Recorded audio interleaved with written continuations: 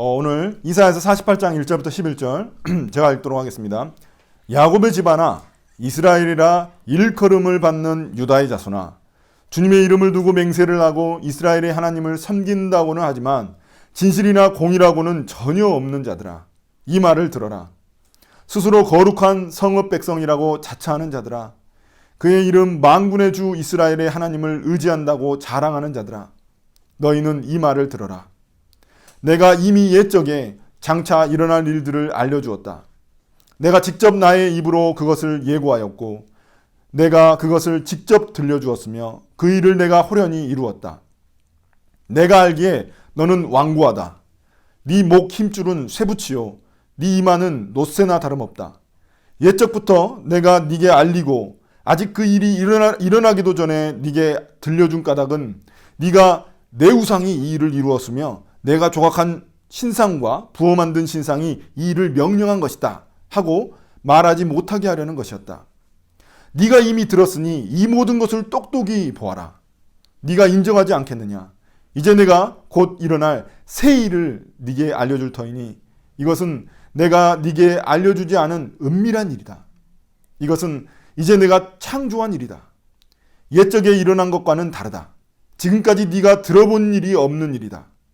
네가 전에 이것을 들었더라면 바로 그 일 내가 이미 알고 있었다 하고 말할 수 있겠지만 이번 일만은 그렇지 않다. 나는 알고 있었다. 네가 성실하지 못할 것임을 잘 알고 있었다.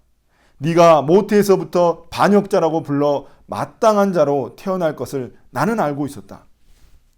그러기에 내가 너를 듣지도 못하게 하였고 알지도 못하게 하였으며 옛적부터 네 귀가 트이지도 못하게 한 것이다. 내 이름 때문에 내가 분노를 참고 내 영예 때문에 내가 자제하여 너를 파멸하지 않겠다. 보아라, 내가 너를 단련시켰으나 은처럼 정련하지 않고 오히려 고난의 풀무질로 달구어 너를 시험하겠다. 나를 위하여, 바로 나를 위하여 내가 그렇게 하는 것이다. 어찌 내 이름을 욕되게 하겠느냐? 내 영광이 남에게 돌아가게 할 수는 없다. 아멘.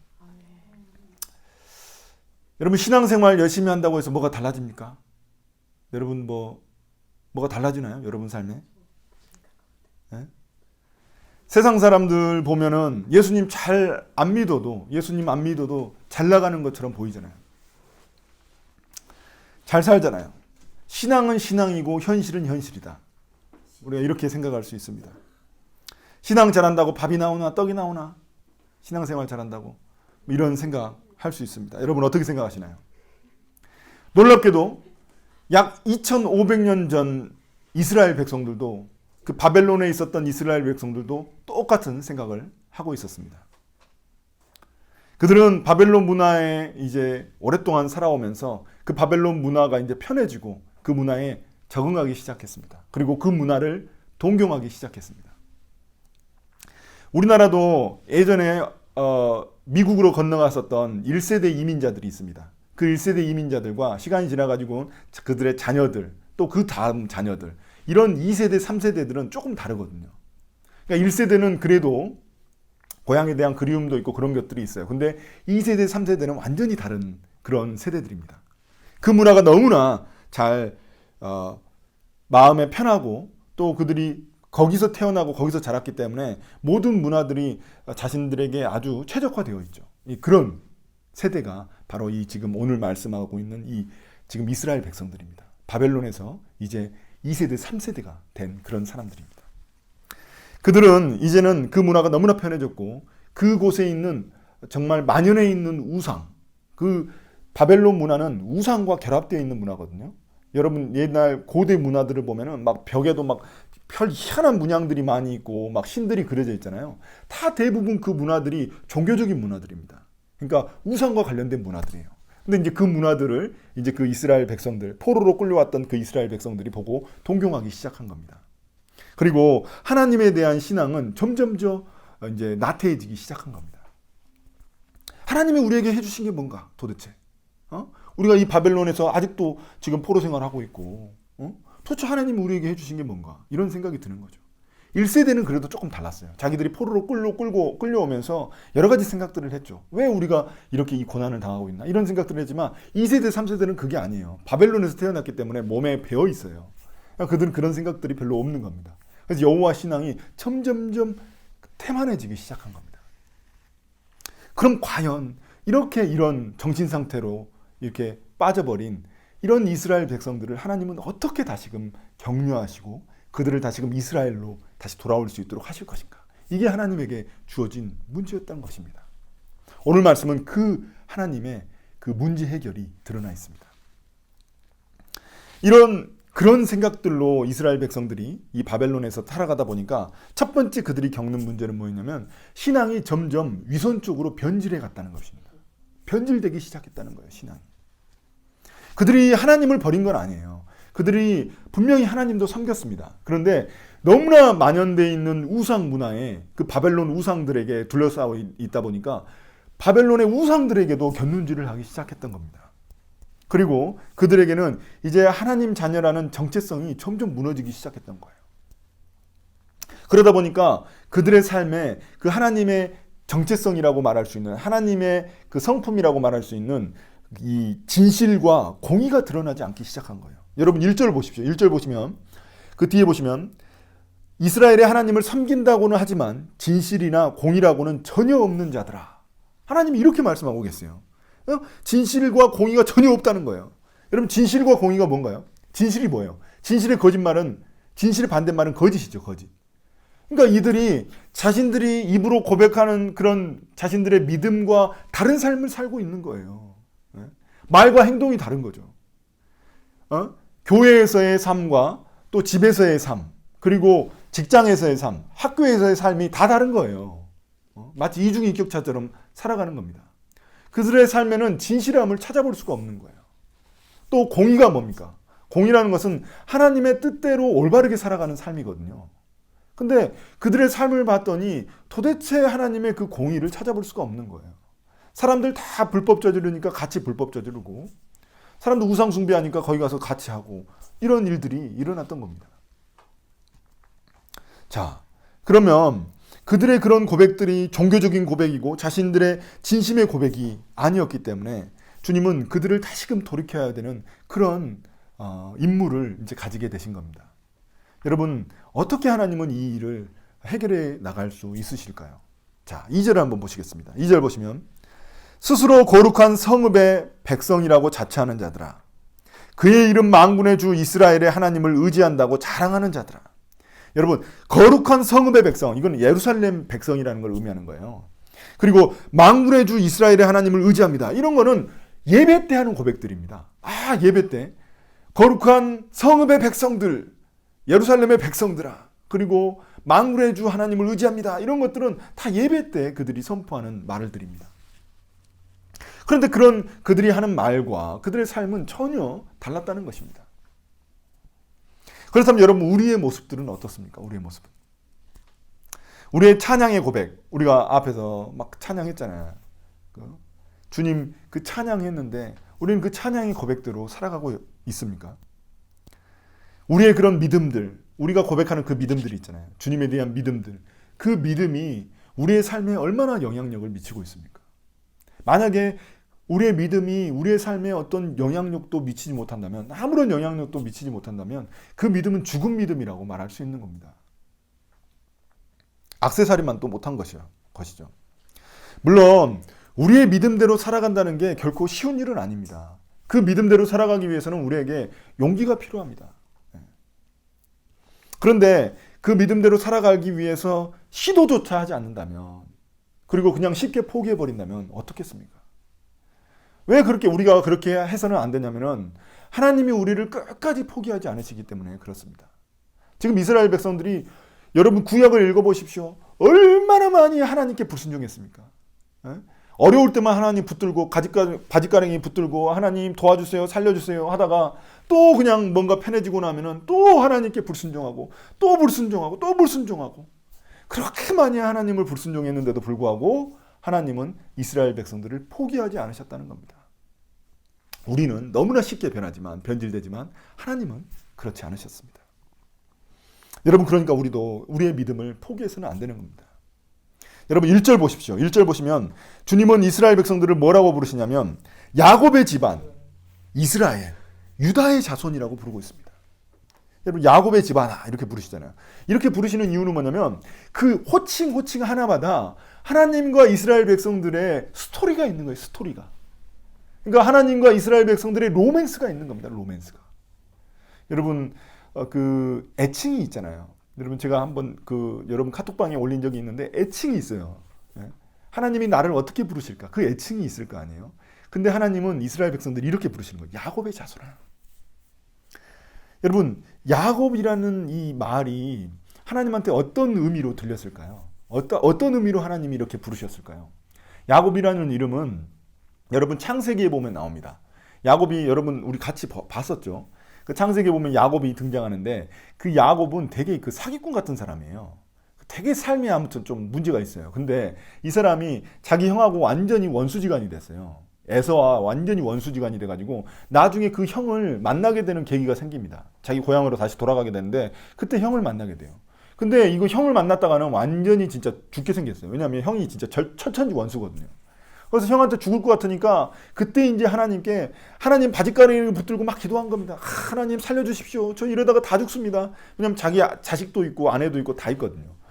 저 죽습니다. 살려주세요 하면서 하나님과 엄청 씨름을 해가지고 그때 이제 하나님이 야곱을 이름을 이스라엘로 바꿔주십니다. 그러니까 야곱이라고 부르면은 그 스토리가 생각나는 거예요. 이스라엘 백성들은 야곱 하면은 그 스토리가 생각나는 겁니다. 하나님 내가 바짓가랑이 붙들고 그 하나님과 씨름했었던 그 일, 그게 기억나는 겁니다. 마치 이거는 그 부모님이 이제 다 큰 자녀들한테 야 어렸을 때 네 별명이 뭐였는지 아냐? 이런 거 물어보시는 거랑 비슷한 거죠. 어렸을 때 별명을 불러주시는 거랑 똑같은 겁니다. 여러분 별명은 뭐였는지 궁금하네요. 자, 그 다음에 보시면 그렇게 해서 이제 야곱이 이스라엘로 이름이 바뀌었고, 그 다음에 이제 유다의 자손이라고 이야기하고 있습니다. 유다의 자손이라는 건 뭐냐면, 여러분 그 야곱의 12아들이 있었어요. 야곱의 아들들이 있었는데 그 중에 한 명이 뭐냐면 유다였습니다. 유다. 근데 그 12아들들이 다 이제 가족들이 부흥해가지고 이렇게 각 부족들을 만들었어요.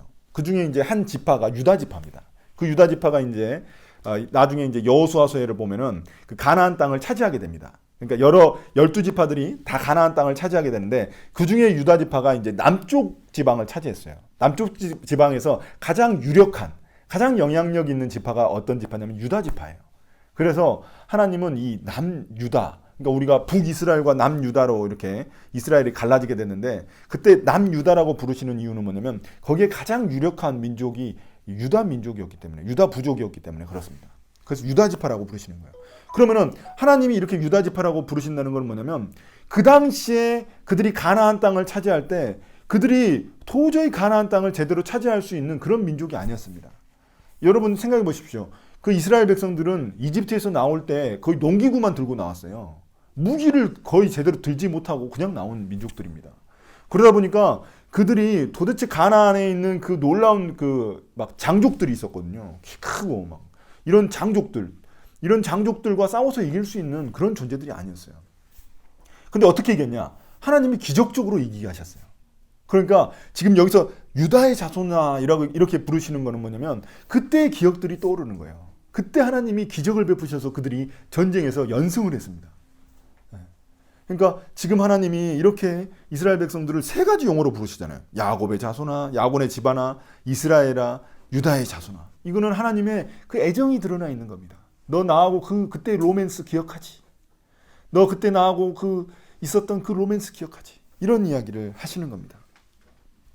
여러분, 정말 이스라엘 백성들은 하나님이 일하시지 않은 그 일을 빼놓고는 그들의 역사를 이야기할 수 있는 그런 민족이 아닙니다. 그러니까 이스라엘의 모든 역사는 하나님과 함께한 역사였습니다. 그러니까 이스라엘 백성들은 하나님 빼고는 말을 할 수가 없는 그런 민족입니다.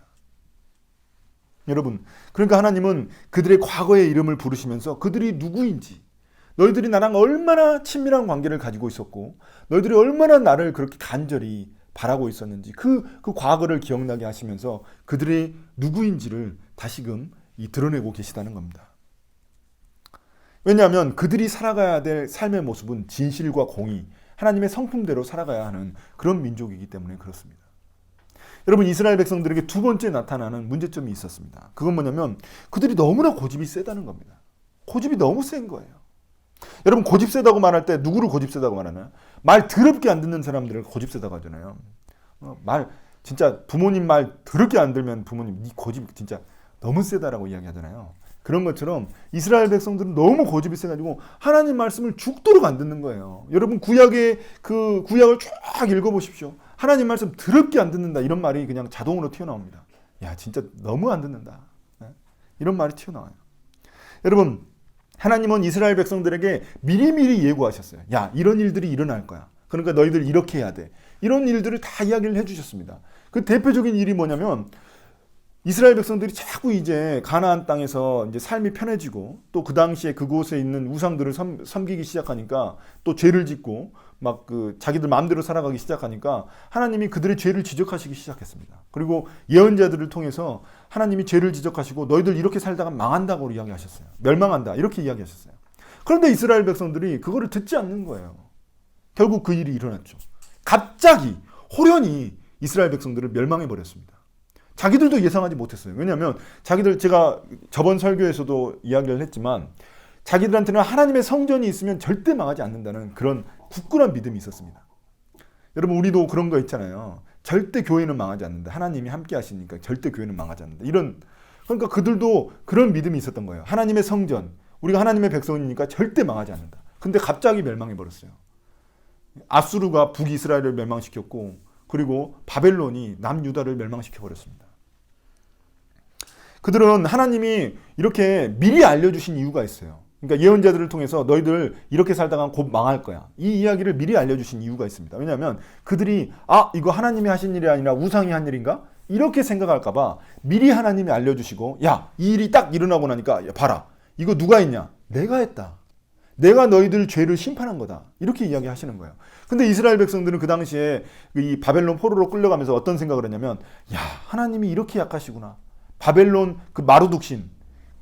마루둑신이 하나님보다 더 강하기 때문에 우리가 망했구나, 이렇게 생각을 했다는 겁니다. 근데 하나님은 미리 알려주셨잖아요. 야, 너희들 이렇게 살면 망해. 그렇게 망했단 말이에요. 그러면 하나님을 찾아야 될 거 아니에요. 근데 그들은 바벨론 땅에서 이 마루둑신을 딱 봤더니 어마어마하니까, 야, 이 신이 하나님보다 더 강해서 우리가 망했나 보다, 이렇게 생각했다는 겁니다. 그래서 우리는 하나님께 버림받았다, 이렇게 생각했었어요.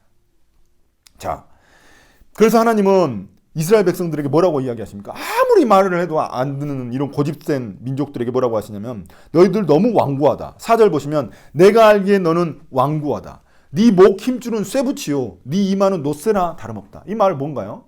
이 쇠붙이라는 건 뭐냐면, 쇠붙이로 되어 있어가지고 했어요. 쇠붙이로 되어 있어가지고 고개를 숙이지 않는 거예요. 고개를.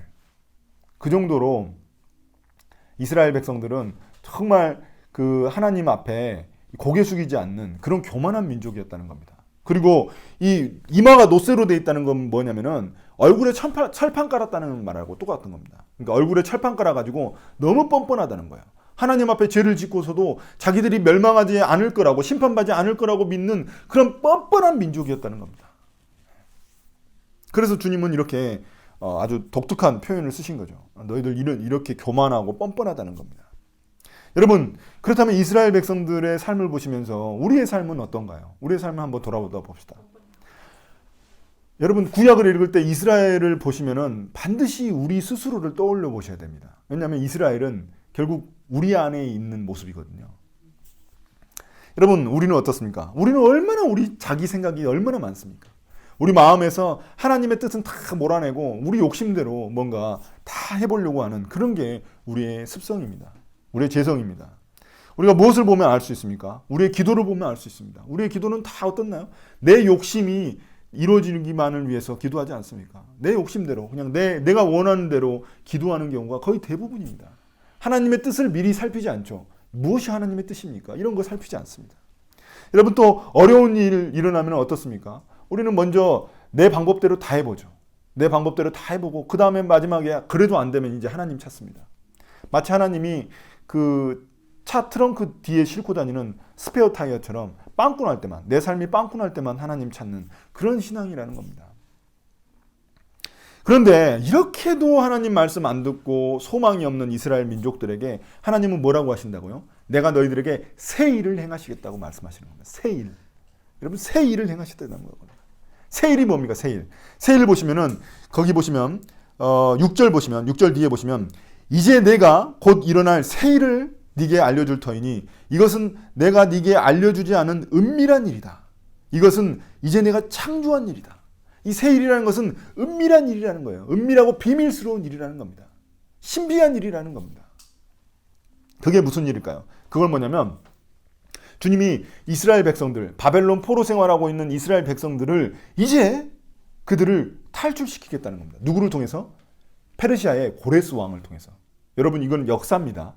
역사를 보시면 이 고레스 왕이 고레스 칙령이라고 해가지고 이 여러 민족들을 다 정복하고 난 후에 이스라엘 백성들을 자기 고향으로 돌아가게끔 합니다. 네. 아무 조건 없이 그냥 자기 고향으로 돌아가게끔 합니다. 거기서 성전 지을 수 있도록 허락을 해줍니다. 그러니까 이스라엘 백성들이 다시금 고향으로 돌아갈 수 있게 된 겁니다. 이거는 어느 누구도 상상하지 못한 그런 일이었습니다. 왜냐하면 뭐부터 이걸 상상할 수 없는 일이었냐면 바벨론이 멸망할 거라고는 아무도 상상 못했어요. 왜냐하면 그 바벨론에서 살았던 이스라엘 민족들은 바벨론을 봤더니 어마어마한 거예요. 이렇게 거대한 그 궁전과 이렇게 거대한 신상들, 이런 문화들을 보면서 우리가 마치 미국에 가가지고 그 엠파이어 스테이트 빌딩 보면서 막 놀랬던 이런 시절이 있었잖아요. 우리나라도. 그런 것처럼 그 민족이 멸망할 거라고는 생각도 못한 거예요. 근데 이 바벨론 민족은 채 100년이 되지 못해서 멸망했습니다. 한 문명이 100년도 안 됐다는 거는 진짜 너무 짧은 거거든요. 갑자기 멸망을 해버렸어요. 그러니까 이게 하나님이 말씀하셨던 아주 은밀하고 비밀스러운 일이었던 겁니다. 새 일이었던 거예요. 이거 왜냐하면 이스라엘 백성들 절대 바벨론이 안 멸망할 거라고, 이렇게 빨리 멸망할 거라고는 예상도 못했거든요. 근데 그리고 이 바벨론에 있는 왕을 통해서 자신들이 고향으로 돌아갈 거라고는 생각도 못했어요. 상상도 못했어요. 그런데 주님은 이렇게 놀라운 일을 행하셨다는 겁니다. 여러분, 정말로 주님의 예고대로 이스라엘 백성들이 이제 그 자신들의 고향으로 돌아갈 수 있게 되었습니다. 그런데 주님은 왜 그렇게 말도 지지리도 안 듣는 이스라엘 백성들을 위해서 이렇게 새 일을 행하셨을까요? 왜 놀라운 이 일을 행하셨을까요? 그것은 이스라엘 백성들에게 더 이상 가능성이 없기 때문에 그렇습니다. 이 백성은 내가 수없이 말을 해도 안 듣는 백성이야. 이거는 도저히 이제 가망이 없다. 이제는 이들한테서는 내가 뭔가를 찾아볼 수 있는 그런 뭔가 가능성이 없다. 이렇게 생각하시고 주님은 그때부터 이제는 내가 새 일을 해야 되겠다. 내가 직접 해야 되겠다. 이렇게 말씀하시는 겁니다. 여러분 8절을 보십시오. 8절에 보시면 이스라엘 백성들을 뭐라고 이야기하시냐면 나는 알고 있었다. 주님이 이렇게 이야기하시는 겁니다. 나는 알고 있었다. 네가 성실하지 못할 것임을 잘 알고 있었다. 네가 모태에서부터 반역자라고 불러 마땅한 자로 태어날 것은 나는 알고 있었다. 그러니까 이스라엘 백성들이 불성실하다는 것을 너무나 주님은 잘 알고 계셨던 거예요. 근데도 계속해서 기회를 주셨죠. 기회를 주시고 다시 말씀하시고 주님은 끝없이 이야기하셨던 겁니다. 포기하지 않으셨던 겁니다. 이제는 이스라엘 백성들이 너무나 태어날 때부터 반역자로 태어났기 때문에 하나님에게 대적하는 그런 민족이라는 걸 아시고 이제는 이스라엘 백성들에게 그 뭔가 그들을 구원할 만한 근거가 없기 때문에 주님 안에서 그 근거를 찾으시는 겁니다. 그럼 내가 그냥 새 일을 너희들한테 행할게. 이렇게 이야기하시는 겁니다. 주님은 자신의 이름을 위해서, 여러분 여기 이제 읽어보시면은 주님은 자신의 이름을 위해서, 이스라엘 백성들을 위해서가 아니라 자신의 이름을 위해서 이스라엘 백성들에게 새 일을 행하시겠다고 말씀하시는 겁니다. 지난번에도 말씀드렸듯이 이스라엘 백성들은 하나님의 이름과 연결되어 있습니다. 그러니까 하나님의 이스라엘 백성들이 제대로 못 살면은 하나님의 이름이 더럽혀지는 거예요. 여러분 우리가 제대로 살지 못하잖아요. 그럼 예수님의 이름이 더럽혀지는 겁니다. 지금 우리 코로나 사태로 그 일이 일어났잖아요. 여러분 기독교 그리스도인들이 제대로 하지 못하니까 사람들이 누굴 욕해요? 예수님을 욕합니다. 기독교를 욕해요. 그런 것처럼 이스라엘과 하나님의 이름, 하나님의 영광은 연결되어 있습니다. 그래서 하나님은 자신의 영광을 위해서 이스라엘 백성들을 회복시켜 주시기로, 그들에게 새 일을 행하시기로 결심하셨다는 겁니다. 여러분, 그러나 이 고레스 왕을 통해서 하나님이 이스라엘 백성들을 구원하시는 이 놀라운 일, 이 새 일은 정말 하나님이 하시는 새 일의 예고편에 불과합니다. 본편이 따로 있어요. 여러분, 예고편 보면은 너무 막 마음이 정말 너무 흥미진진하면은 본편을 보고 싶잖아요. 본 영화를. 그런 것처럼 지금 이 고레스 왕을 통한 이 사건은 예고편에 불과해요. 여러분, 이사야서에 보면은 이상한 이야기가 4편 나옵니다. 그게 종의 노래라고 하는데, 종의 이야기라고 합니다. 주의 종, 주님의 종이 등장하게 되는데, 그 주님의 종 이야기가 4번이나 나오는데, 그 주님의 종이 누구냐? 이게 바로 주님이 진짜 행하시고자 하는 새 일입니다. 그게 바로 예수 그리스도. 그분이 진짜 행하실 새 일은 예수 그리스도. 바로 그 일입니다. 그래서 왜냐하면 여러분 생각해 보십시오. 고레스를 통해서 이스라엘 백성들이 자신의 고향으로 돌아간다고 해서 그게 끝인가요? 아니에요. 이제는 그 페르시아가 이제 거의 뭐 모든 제국들을 다 이제 점령을 했는데, 그 다음 일어났던 나라가 어딜까요? 그리스입니다. 여러분, 알렉산더 대왕 아시죠? 알렉산더 대왕이 완전히 또 세계를 제패합니다. 그래서 이제 그리스가 그 나라를 제패하게 돼요. 그럼 어떻게 됐어요? 이스라엘은 또다시 그리스의 식민 지배를 받게 되는 겁니다. 그 다음 그리스 다음에 또 어떤 나라가 생기나요? 로마입니다. 로마의 또 지배하에 또 들어갑니다. 그래서 또 로마의 식민 지배를 받게 됩니다. 그러니까 하나님이 아무리 새 일을 행하셔가지고 구해줘 봤자 그들은 다시 또 그 새로운 왕이 일어나서 이 제국의 패권이 바뀌어버리면 그때는 또다시 또 식민 지배를 받게 된다는 겁니다. 그러니까 일시적이라는 거예요. 그들의 구원은. 그러니까 이렇게 이거는 그러니까 고레스 왕을 통해서 그들을 구원하신 사건은 그냥 예고편, 맛보기에 불과합니다. 진짜 본편은 따로 있다는 겁니다. 진짜 일시적인 그런 일들이 아니라, 그런 구원이 아니라 정말 영원한 구원을 주님이 준비하고 계셨던 겁니다. 그게 바로 예수 그리스도, 그 사건입니다. 여러분, 이스라엘 백성들은 계속해서 불순종합니다. 예? 하나님이 다시 고레스 왕을 통해서 그들을 구원해봤자 그들은 또 불순종하게 되거든요. 그러니까 그 소망이 없기 때문에 주님은 이제 정말 새로운 일, 놀라운 일을 계획하고 계셨던 겁니다. 그게 바로 예수 그리스도, 그분을 우리에게 보내주신 것입니다. 여러분, 우리의 삶은 어떻습니까? 우리의 삶도 한번 살펴봐야 됩니다. 이스라엘 백성들처럼 우리도 참 희한한 게 뭐냐면, 어려울 때 하나님께 기도해가지고 뭔가 응답받잖아요. 그러면 이제 삶이 편안해져요. 이렇게 마음이 편해진다면. 그러면 이제 그때부터 주님과 멀어지기 시작합니다. 참 놀라운 거는 내 마음이 편해지고 이제 삶이 편해지고 나면 그때부터 주님과 멀어지기 시작합니다. 이게 참 희한해요. 희한해. 근데 어려워지면 다시 또 주님과 가까워집니다. 여러분 생각해 보십시오. 언제 여러분들이 정말 간절한 마음이 듭니까? 여러분들이 시험을 앞두고 있고 정말 진짜 내가 뭔가 큰일이 있다. 그러면 그때부터 간절히 기도하거든요. 주님 막 기도해. 우리 고3 우리 지민자매 얼마나 간절합니까? 이때도 제일 간절할 때예요. 이때가 제일 복된 때입니다. 마음이 제일 간절하니까. 그러거든요. 근데 이제 대학생 되고 나면은 이제 마음이 이제 이제 흐물적저물적 이제 되는 거죠. 그렇게 되는 거예요. 그러니까 이게 사람의 본성이라는 겁니다. 우리는 맨날 하나님 앞에 불성실합니다. 이랬다 저랬다 우리 신앙은 그래요. 그런데 주님은 그럼에도 불구하고 우리를 포기하지 않으시고 끝까지 우리를 잡아주시는 그런 하나님이라는 겁니다. 주님은 우리에게 날마다 언제나 성실하시다는 겁니다. 여러분, 이제 그 본편을 소개하겠습니다. 아무도 상상하지 못하고 아무도 알지 못했던 그 일이 뭔가요? 바로 예수 그리스도, 그분이신데, 여러분 생각해 보십시오. 어떻게 하나님이 인간의 옷을 입고 이 땅 가운데 오십니까? 그걸 상상이나 하겠어요? 이스라엘 백성들이 어떻게 창조주 하나님이, 온 세상을 창조하신 그 하나님이 인간의 옷을 입고 이 땅 가운데 오실 거라고 상상이나 했겠습니까? 그러니까 여기서 지금 말하고 있는 이 새 일이라는 것은, 이 은밀하고 신비한 일이라는 것은 진짜 놀라운 일인 거예요. 창조주 하나님이 피조물이 되셔가지고 이 땅 가운데 오셨다? 그 피조물을 위해 이 땅에 오셨다? 놀라운 일인 겁니다. 더 놀라운 일을 여러분 이야기해볼까요? 더 새 일을 이야기해볼까요? 그 일은 뭐냐면, 그 피조물을 위해서 그 창조주가 대신 죽으셨다는 겁니다. 어떻게 창조주가 대신 죽습니까?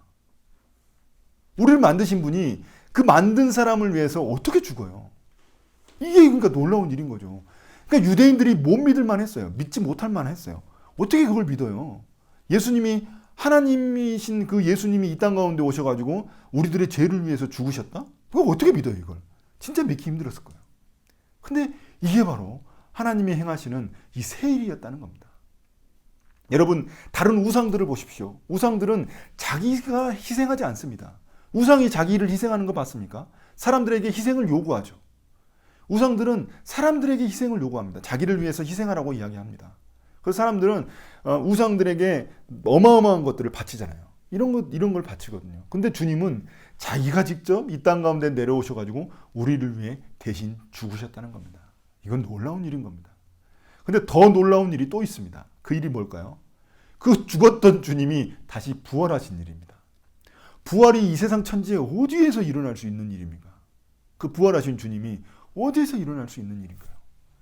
그러니까 그렇게 놀라운 일, 이 일을 주님께서 행하셨다는 겁니다.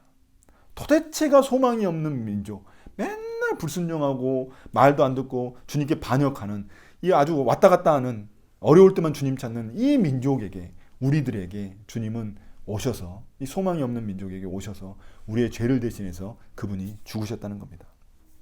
여러분, 그 승식 형제가 우리가 수요일 날 그 나눔할 때 했던 이야기가 있어요. 하나님의 사랑과 공의, 이 두 가지를 이야기한 적이 있는데, 그 하나님의 사랑과 공의가 교차하는 그 사건이 뭐냐면 바로 십자가입니다. 하나님의 그 사랑과 공의가 동시에 일어났던 사건이 바로 십자가입니다. 여러분, 주님 우리를 너무 사랑하시는 거예요. 근데 주님이 우리의 죄와 함께 할 수는 없습니다. 우리가 하나님께 계속 반역하는데 그 하나님이 우리와 어떻게 하나님이 함께 하시겠습니까? 근데 하나님은 우리를 사랑하셔. 그러면 이걸 어떻게 해결할 수 있냐는 거예요. 이 사랑과 공의는 이게 모순된 일인데 이걸 어떻게 해결할 수 있냐는 거예요. 그 해결 방법이 바로 십자가였다는 겁니다. 제가 여러분들에게 한 이야기를 소개하겠습니다. 어떤 나라에 의로운 왕이 한 명 살고 있었어요. 그 왕은, 의로운 왕은 자기 나라에 자꾸 도둑질이 일어나니까 강력한 법을 시행하게 됩니다. 그 법이 뭐였냐면은 이제 도둑질하다 걸리면은 강력한 매로 다스리겠다는 거예요. 매를 때려가지고 강력한 매로 다스리겠다는 겁니다. 그런데 어느 날 또 도둑질해가지고 걸린 사람이 또 생겼습니다. 알고 봤더니 자신의 그 왕의 연로한 어머니였던 거예요. 어머니가 무슨 이유인지는 모르겠지만 어머니가 도둑질을 한 거예요. 그래서 그러면 어떻게 할까요? 그 왕은 너무나 고민되죠. 왜냐하면 의로운 왕이었기 때문에 법은 시행해야 돼요. 그 법은 반드시 시행해야 되는데 그렇다고 해서 어머니를 때리게 되면 어떻게 돼요? 연로한 어머니를 때리면 어머니가 죽으시죠. 그럼 방법이 뭘까요? 그러니까 법도 시행해야 되고 그렇다고 어머니를 때릴 수도 없어. 그럼 방법은 뭘까요? 방법은 여러분 마음속에 답이 있으시겠지만 방법은 이제 왕이 이제 법을 이제 시행해야 될 때가 왔어요. 그래서 법을 시행합니다. 왕이 이제 자 우리 어머니라고 해서 나는 봐줄 수 없다. 때려라!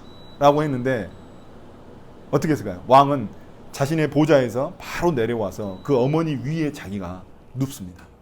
자기가 대신해서 어머니 대신해서 그 매를 맞았다는 겁니다. 여러분 이것이 바로 예수 그리스도께서 우리를 위해 우리를 대신해서 하신 일입니다. 십자가에서 우리를 대신해서 죽으신 일이라는 겁니다. 여러분 이 사건을 통해서 우리가 알 수 있는 건 뭔가요? 주님이 우리에게 행하실 그 새 일, 진짜 본 영화, 예고편이 아니라 진짜 영화는 뭐냐면 주님이 우리를 위해 우리를 구원하신 사건입니다. 그러니까 그게 바로 새 일인 건가요? 여러분 우리가 구원받을 만한 근거가 있습니까? 여러분들이 뭐 하나님께 얼마나 뭘 잘했나요? 여러분이 예수님 믿기 전에 뭐 주님께 잘한 거 있습니까? 한 가지라도 이야기를 해보십시오. 여러분 잘한 게 없어요. 우리가 하나님께 뭔가 하나님 저는 구원받을 만한 그런 삶을 살았습니다. 이렇게 말할 수 있는 사람이 아무도 없습니다. 그럼에도 불구하고 주님이 우리를 구원하셨다. 하나님의 백성 삼아주셨다. 이것만큼 신비하고 놀랍고 은밀한 일이 어디 있습니까? 그 일이 바로 오늘 이 본문에서 말씀에서 말하고 있는 새 일입니다. 새 일. 주님이 우리를 구원하셨다는 거. 그 사건입니다. 여러분 그런데 여기서 끝나는 게 아닙니다. 하나님이 행하셨던 놀라운 일이 한 가지 더 있습니다. 그건 뭐냐면 우리가 그 구원받은 우리가 하나님과 동행하면은 그 새 일이 날마다 일어날 수 있다는 겁니다. 새 일이. 놀라운 그 일이 날마다 우리 가운데 일어난다는 겁니다. 제가 여러분들에게 그 소개한 적이 있는지 모르겠어요. 제가 제 아는 형을 위해서 기도한 적이 있었습니다. 근데 10년 만에 그 형을 봤어요. 10년 만에. 어떻게 봤을까요? 그 형을 넣고 기도했는데, 그 며칠 전에 기도했는데 그 형을 10년 만에 봤어요. 어디서 봤냐면은 저희 집 앞에서 봤습니다.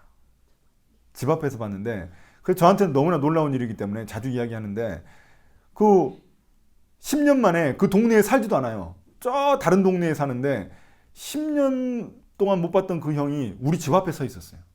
물론 이제 다른 일 때문에 서 있었죠. 우리 그 빌라를 이제 살려고 한 층을 그 오피스텔을 하나 살려고 거기서 기다리고 있었는데, 거기서 제가 그 형을 만났어요. 제가 얼마나 몸에 소름이 돋았을까요? 기도했는데 그 형을 제 집 앞에서 봤으니까. 그런 일들이 여러분 저한테는 정말 새 일이었어요. 아, 이거 주님이 나에게 정말 나를 격려하시기 위해서 주님이 살아계시다는 걸 보여주신 거구나. 이걸 깨달았습니다. 여러분의 삶에서도 그게 필요하지 않겠습니까? 주님의 증거, 주님이 살아계시다는 증거, 주님이 내 삶에 새 일을 행하신다는 그 증거, 그게 필요하지 않겠습니까? 여러분, 주님과 동행하고 주님께 매달리면 주님께서 반드시 여러분 삶 가운데 그 새 일을 행하실 것입니다. 여러분, 그 주님을 기대합시다. 예? 신앙생활 한다고 해서 제가 처음에 말씀드린 대로 저한테 무슨 떡이 생기고 밥이 생기고 그렇지 않습니다. 그런데 뭐가 생기나요? 주님의 은혜가 생기는 겁니다. 주님의 은혜가 우리의 삶 가운데 일어나는 것입니다. 우리 삶에 상상할 수도 없는 그런 놀라운 일을 우리 가운데 행하실 것입니다. 우리를 끊임없이 포기하지 않으시고 사랑하시는 그 주님께서 우리 가운데 새 일을 행하실 줄 믿습니다.